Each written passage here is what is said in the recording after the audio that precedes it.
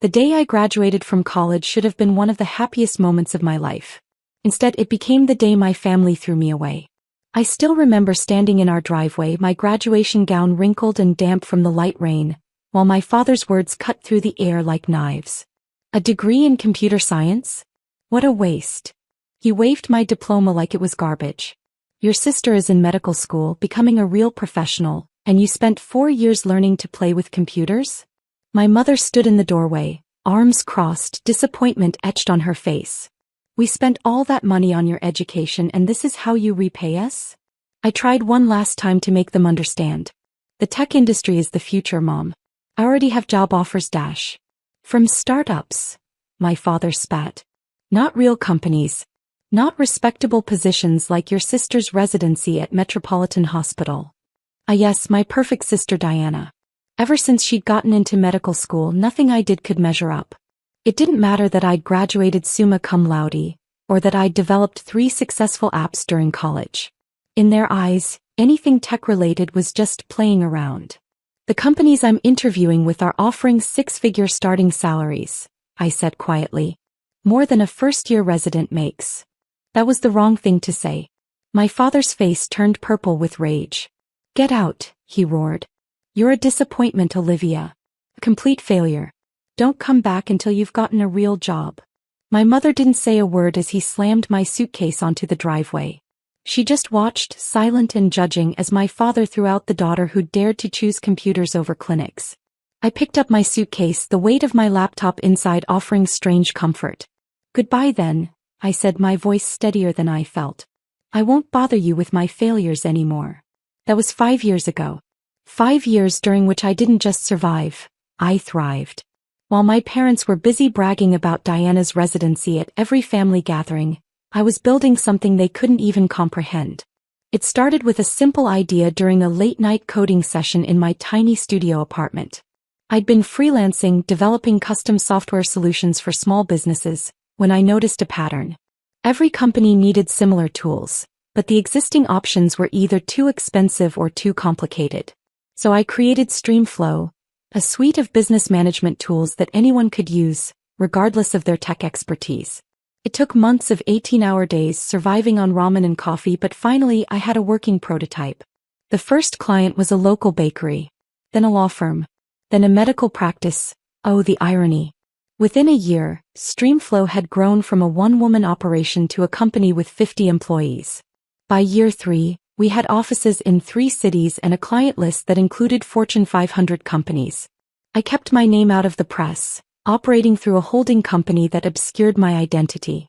As far as the business world knew, StreamFlow was run by OS Industries, a deliberately vague corporate entity. I had my reasons for staying anonymous, and those reasons were about to walk through my office door. Miss Shaw. My assistant's voice came through the intercom. Your 2 p.m. interviews have arrived. Mr. and Mrs. Carter are here for the senior management positions. I smiled, remembering the resumes that had crossed my desk last week. My parents, both recently laid off from their long-term jobs, desperately seeking employment at one of the city's fastest-growing tech companies. They had no idea who owned it. Send them to the main conference room, I instructed. Tell them the CEO will be conducting their interviews personally. I stood up, smoothing down my designer suit, a far cry from the jeans and hoodies my parents had once mocked as unprofessional. Through the glass walls of my corner office, I could see the sprawling tech campus that housed StreamFlow's headquarters.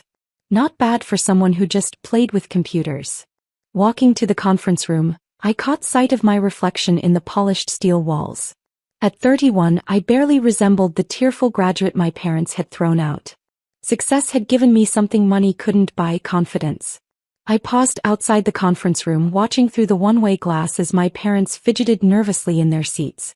My mother was clutching her designer handbag, a remnant of better days, while my father kept adjusting his tie. They looked older, more worn. The recent layoffs had clearly taken their toll. How long have they been waiting? I asked my assistant. 20 minutes, she replied with a slight smirk. She knew the story, knew why I was making them wait. Perfect. I checked my watch. And Diana? Any word from the hospital? Your sister is still planning to apply here next week. She's desperate after losing her position at Metropolitan. I nodded. Karma had a way of evening things out. Diana's prestigious hospital had shut down due to mismanagement, leaving dozens of doctors scrambling for new positions, including my perfect sister who was now eyeing a career change into medical software. Miss Shaw. My assistant's voice was tentative. Are you really going to hire them? I thought about that rainy graduation day, about the years of silence that followed, about all the family events I wasn't invited to because my career was too embarrassing to explain to relatives. That depends, I said, reaching for the conference room door, on whether they recognize their disappointment of a daughter. The door opened silently. My parents looked up, their expressions shifting from nervous anticipation to shock to absolute disbelief. My mother's expensive handbag slipped from her fingers, hitting the floor with a thud that echoed in the sudden silence. Hello, Mom, Dad, I said calmly, taking my seat at the head of the table. I believe you're here to interview for positions at my little computer company? My father's mouth opened and closed soundlessly. My mother had gone pale, her perfectly applied makeup unable to hide her shock. Olivia, she finally whispered. This is your company? I smiled, picking up their resumes. Streamflow? Yes. One of the fastest growing tech companies in the country. Currently valued at just over $2 billion. I paused, enjoying the way their eyes widened at the number. Not bad for someone who was just playing with computers, right? My father seemed to have found his voice. But the owner is OS Industries. Olivia Shaw Industries, I clarified. I thought you might appreciate the irony when you finally figured it out. The silence that followed was deafening. Outside the conference room, life at Streamflow continued as normal, developers in casual clothes discussing code, project managers reviewing timelines, success happening everywhere you looked.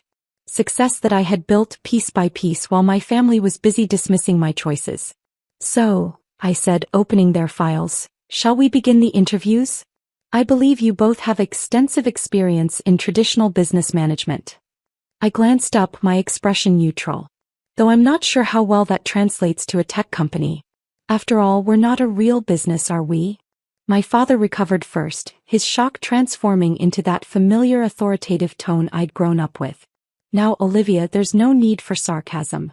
We're still your parents, Dash. Are you? I cut him off smoothly. Because I distinctly remember being told not to come back until I had a real job. Well, I gestured to the gleaming office around us. Is this real enough for you? My mother leaned forward, her voice taking on that syrupy sweet tone she used when trying to manipulate situations. Darling, we were just worried about your future. We didn't understand about computers back then. But now seeing all this. She waved her hand at the surroundings. We're so proud, Dash. Proud. I laughed, but there was no humor in it. You're proud now that I'm successful? Now that you need something from me? I pulled up their employment records on my tablet. Let's see. Both laid off from Preston and Associates 3 months ago. Multiple failed job applications. Depleted savings. I looked up. Is that why you're suddenly proud? Because you're desperate. The color drained from their faces. My father straightened his tie nervously. That's not fair, Olivia. We've realized we were wrong, Dash. When? I interrupted again. When did you realize? When you lost your jobs? When you couldn't get hired anywhere else? Or was it when you heard Streamflow was hiring and offering 6-figure salaries? I paused, letting that sink in. Because you didn't seem to realize anything during the 5 years I was building this company. We tried to contact you, my mother protested weakly. Did you? I pulled up another file on my tablet. Let's see. No calls, no messages, no emails. But there are plenty of social media posts bragging about Diana's medical career. Oh, and my favorite. I turned the screen toward them, showing a post from 2 years ago. Here's Dad telling everyone how thankful he is to have one successful daughter, when Diana got her attending position. My father shifted uncomfortably. That was before Dash. Before you knew I was worth billions? I finished for him. Before you realized that playing with computers could actually build something valuable? Through the glass walls, I could see my employees watching with poorly concealed interest. The prodigal parents coming to beg for jobs from the daughter they'd thrown away. It would have been funny if it wasn't so sad. What about Diana? My mother asked suddenly. She's applying here next week. Will you humiliate her too? I smiled. Diana will be interviewed like any other candidate. Though I'm curious, does she know her little sister owns the company she's desperate to work for? Their silence was answer enough. I thought not. I closed their files. Well, let's proceed with the actual interviews, shall we? Tell me, what relevant experience do you have for positions at a cutting-edge tech company? What followed was 30 minutes of painful attempts to reframe their traditional business experience as relevant to Streamflow. My father kept emphasizing his years of management experience, while my mother spoke about client relations, as if those skills alone qualified them for senior positions in a technology company. Let me be clear, I said finally, interrupting my father's rambling about his leadership style. Streamflow isn't a traditional company. We don't hire based on age or experience alone. Every employee, from junior developers to senior management, needs to understand our technology. But surely, my mother began, with our backgrounds dash. Can either of you code? I asked bluntly. Do you understand cloud architecture? Agile development? AI integration? I watched their blank expressions. These aren't just buzzwords here. They're the foundation of what we do. We can learn, my father said desperately. We're willing to start at any level dash. Like I had to? I cut in. When you threw me out with nothing but my laptop and a degree you thought was worthless? Silence fell again. Outside, the sun was setting over the tech campus, casting long shadows through the floor-to-ceiling windows. Here's what's going to happen, I said, standing up. There are entry-level positions available in our customer service department. Starting salary is $45,000 a year. You'll need to pass a basic technical assessment and complete our standard 6-month probationary period. Their faces fell. This wasn't what they'd hoped for when applying for senior management positions. That's less than we made as managers, my father protested weakly. Yes, I agreed. But it's more than I had when you kicked me out. The difference is I'm giving you a chance. That's more than you gave me. My mother started to cry, carefully controlled tears that had always worked on me before. Olivia, please. We can't survive on that salary. Our mortgage, our lifestyle. Then I suggest downsizing. Sell the house. Move to a smaller place. Learn to live within your means. I gathered my papers. That's what I had to do when I was starting out. Amazing how character building it can be. You're enjoying this, aren't you? My father accused, a flash of his old anger showing through. Punishing us? I met his gaze steadily. No, Dad. I'm running my company according to its established hiring policies. The fact that you find fair treatment punishing says more about you than it does about me. I pressed the intercom. Julia, please escort Mr. and Mrs. Carter to HR. They'll be applying for customer service positions. I turned back to my parents. That is, if you're interested in playing with computers now? They had no choice and they knew it. Their savings were depleted, their reputations in traditional business circles tarnished by their layoffs. Streamflow represented their best chance at steady employment. We'll take the positions, my father said stiffly. Wonderful. I smiled professionally. HR will handle the paperwork. Oh, and one more thing.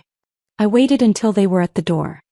When Diana comes in for her interview next week, feel free to warn her who she'll be working for. It might help her adjust her attitude accordingly. After they left, I stood at my office window, watching the sunset paint the sky in shades of pink and gold. On my desk, a framed photo showed a younger me at graduation, proud and hopeful before everything fell apart. Next to it sat this month's Forbes magazine with Streamflow on the cover, the future of business technology. My phone buzzed, a text from Diana.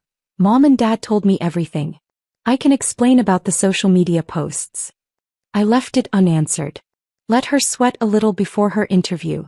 After all, family relationships were like computer code, garbage in, garbage out. They'd given me nothing but criticism and rejection.